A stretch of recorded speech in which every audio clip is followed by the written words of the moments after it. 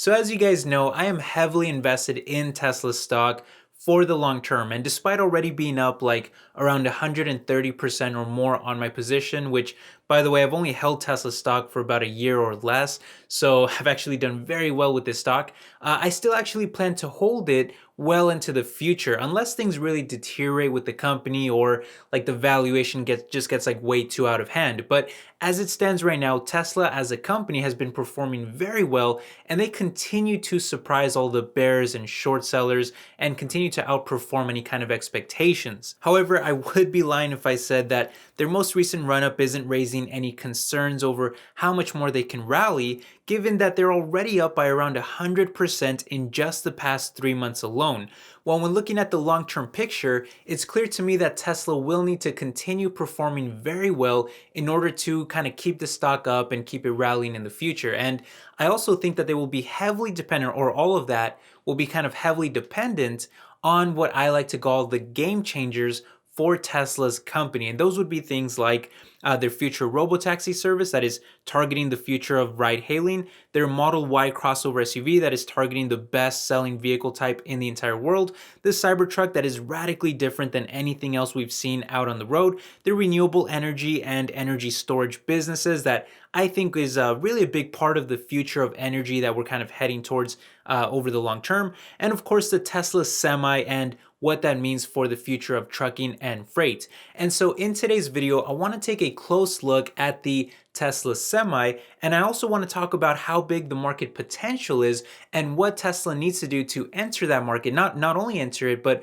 also disrupt it as well. So this should be a very fun video. I hope you guys enjoy this, and if you do, make sure you hit the like button because it really helps support the channel. But with all that said, we're just going to dive right into this because we've got a lot to cover. So let's start by taking a closer look at the market. Okay, now there's no doubt that this market is gigantic when you consider how interconnected the world is becoming and the growing need for transporting goods across cities, states, countries, and even continents. Now, Tesla would essentially be competing in the Class 8 truck market, which are heavy-duty trucks with weight limits above 33,000 pounds, but it's not exactly easy to put a dollar value on this market, as I couldn't find a single website that gave me the total value for just the Class 8 truck unit revenues. However, I did find a couple articles that I was able to use to come up with a rough estimate after doing some basic math. This article from Forbes mentions that Daimler's Freightliner series dominates the US market with around $11 billion of revenue in 2018. And according to Statista, the Freightliner controlled about 36% market share that year. So by doing some basic math, we can assume that according to Forbes and Statista, the US Class 8 market size may have been worth somewhere around $31 billion that year in terms of revenue from selling the actual trucks themselves. But you have to keep in mind that the Tesla Semi is much more expensive than the average diesel, and that market share is probably counting it by unit sales, not by actual revenue. So the market would, it's kind of hard to explain, but the market would essentially be way bigger if it was actually Tesla that we're talking about. But either way though, that figure does actually seem pretty small. But if we look at something like Global Markets Insights, they estimate that the global heavy-duty trucks market was worth $120 billion in 2018, but they don't break down how they actually calculate all of that. So let's just stick right now with the $31 billion US figure for Class 8 trucks, and we'll just kind of go from there. Just keep in mind that that's a very, very like conservative, very low ball kind of figure.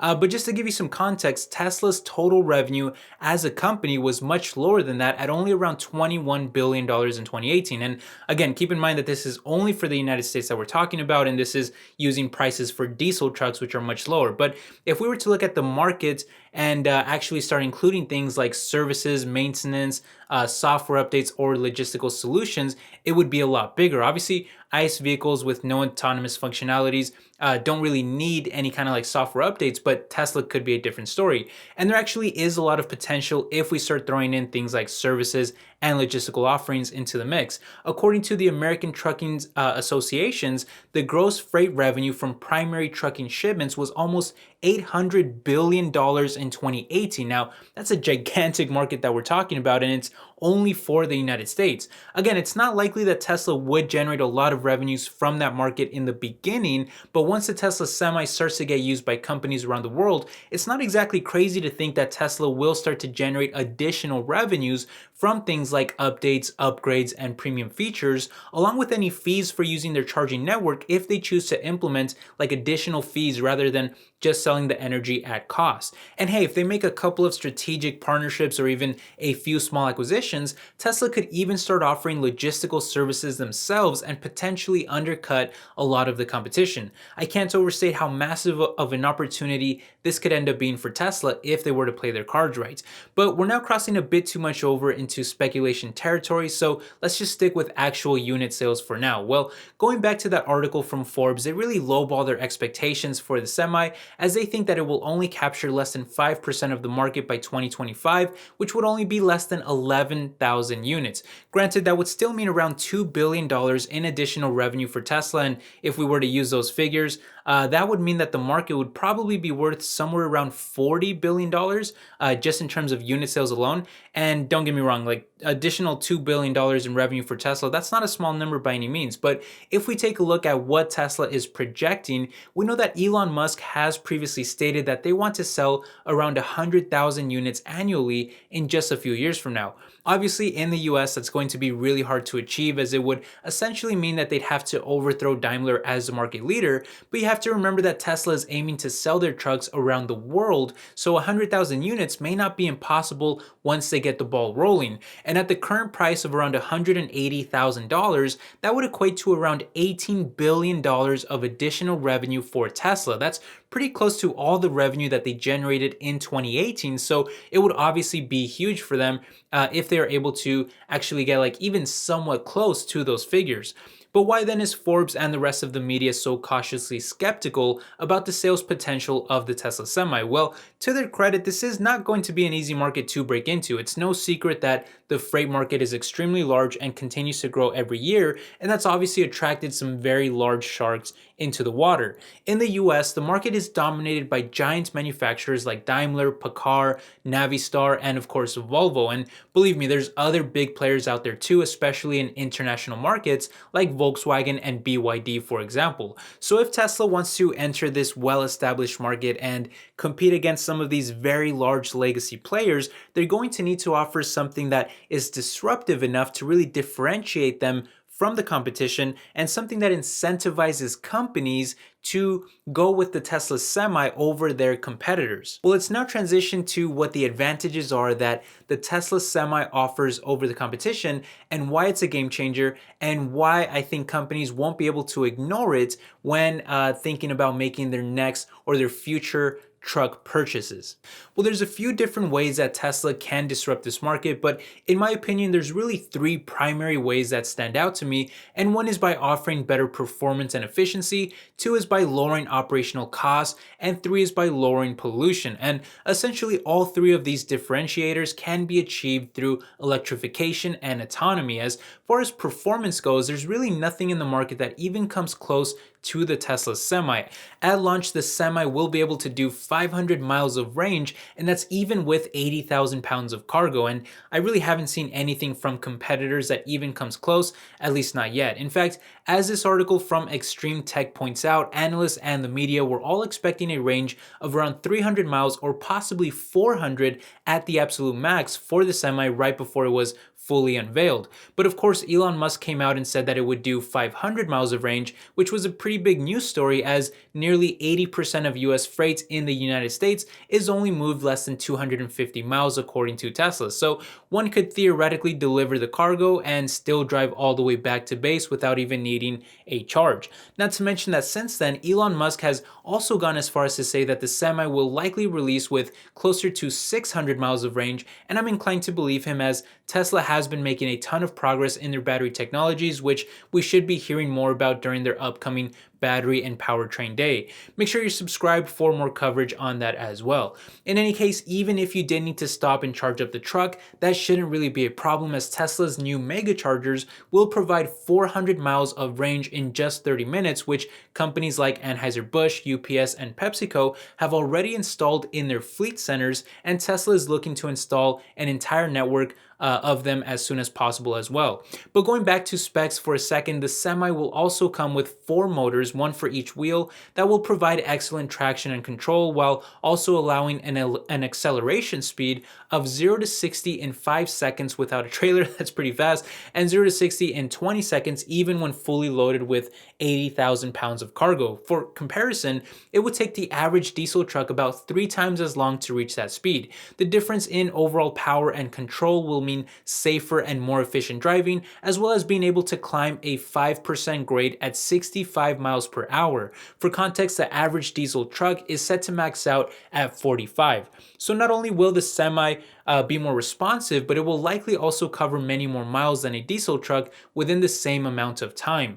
Not to mention that it also has a centered seat for improved visibility and comes with enhanced autopilot to aid in driving and help avoid collisions, which brings us to our second point, and that is that it will help lower operational costs as well. Now, there's no easy way to cover this point without acknowledging the fact that automation and autonomy will result in the loss of many jobs for many people, and of course I am very sympathetic to that.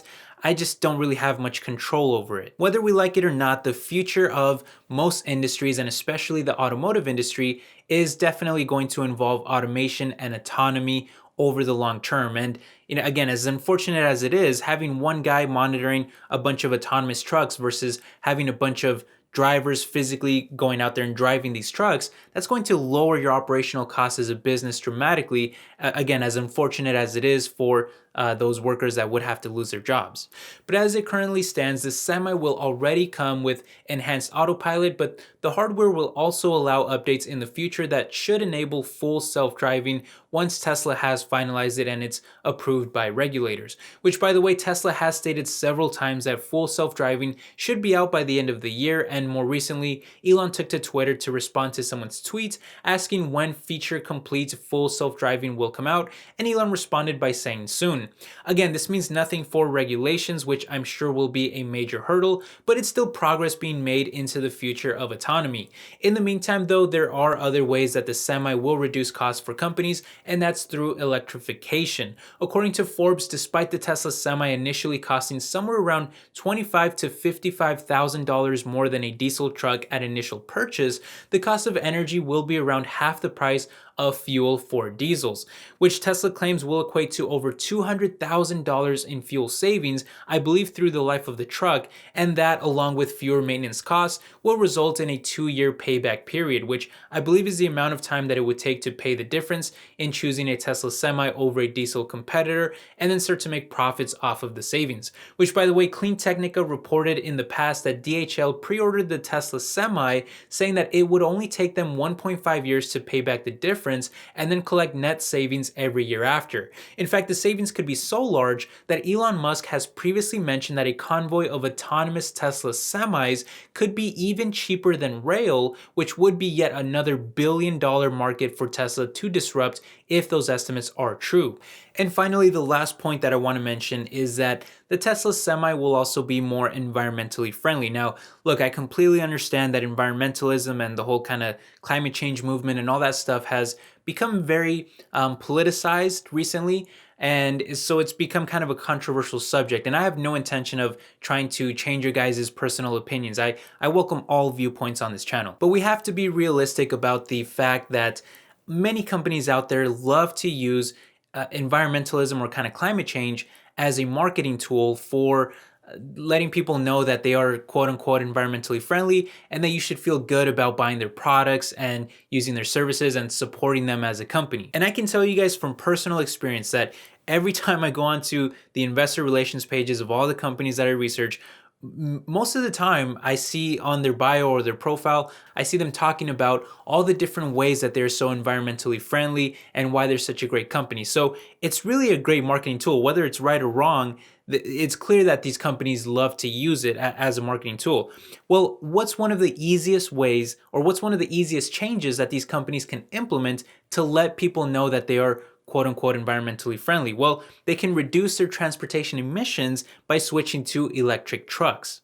In fact, according to Globe Newswire, Class 8 trucks are a major source of greenhouse gas emissions as they transport a whopping 80% of all goods in the United States and account for 22% of total energy use in transportation. That equates to 28 billion gallons of fuel each year across 2.5 million trucks, with each truck driving about 1 million miles each year. And globally, those trucks account for 7% of greenhouse gas emissions and use 17 million barrels of oil every single day. So clearly, this is an area where companies can easily say, hey, look, we use Tesla semis and we're doing our part to help the environment, so please buy our products or consider investing in us. In any case, we're still a ways away from actually seeing the Tesla semi hit the road, as production is not set to start until the second half of this year, according to Teslarati, who cited a leaked email from Tesla to Reservation Holders. But speaking of Reservation Holders, that list already includes giant companies like Walmart, PepsiCo,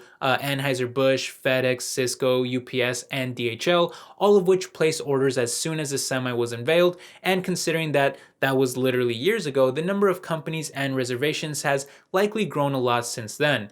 Either way though, it's really going to take some time until companies are really willing to adopt the Tesla Semi in a meaningful way. Now, we don't really know how many pre-orders there are out there. I believe the last time that we had a figure was around 2,000 pre-orders, but that was in like Q1 of 2018, and it was just a little bit after they had actually unveiled the truck. So, the number, I expect the number to be dramatically different by now.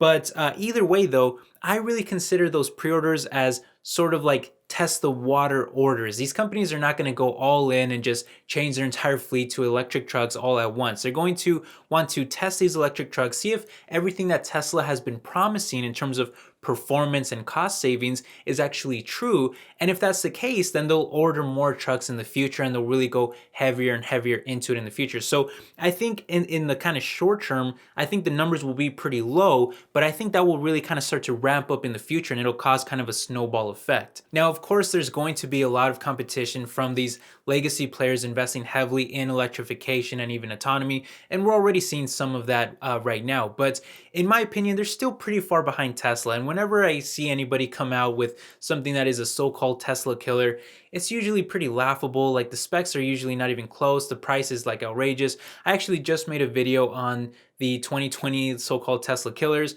and it was pretty like laughable with the competition out there. It's kind of a joke. Like, I really feel like these companies are just not taking electrification or even autonomy for that matter as serious as they should be, but especially electrification. And my kind of theory on that is that they don't want to cannibalize their high margin sales with low margin electric vehicle sales, because those are more expensive to build. And not just that, but these companies really have no experience there. A lot of times they have to partner with third parties just to get the batteries. So there's a lot of costs involved there that if they were to start selling electric vehicles, they might be selling them like break even or even at a loss. So that would really start to cannibalize some of their other sales and their profits would really tank. So I think that because of that, they've really been scared to go all in on electrification. And because Tesla just kind of did it from the get-go, they've built up a little bit of a lead. So usually Tesla beats them on both price and performance. Now, I can't say that that will absolutely be the case for the future, but as it stands right now, I just really, like personally, in my personal opinion, I just really feel like Tesla is ahead of the competition, and I really see them kind of dominating the market in terms of like the electric market, at least for now, until we really start to see some heavier competition in the future. But anyway, these are just my opinions. I would love to hear what you guys think down below. Make sure you leave me a comment, and if you enjoyed the video, please consider hitting the like button. It really means a lot to me, and I'll catch you guys in the next one. Take care. Bye-bye.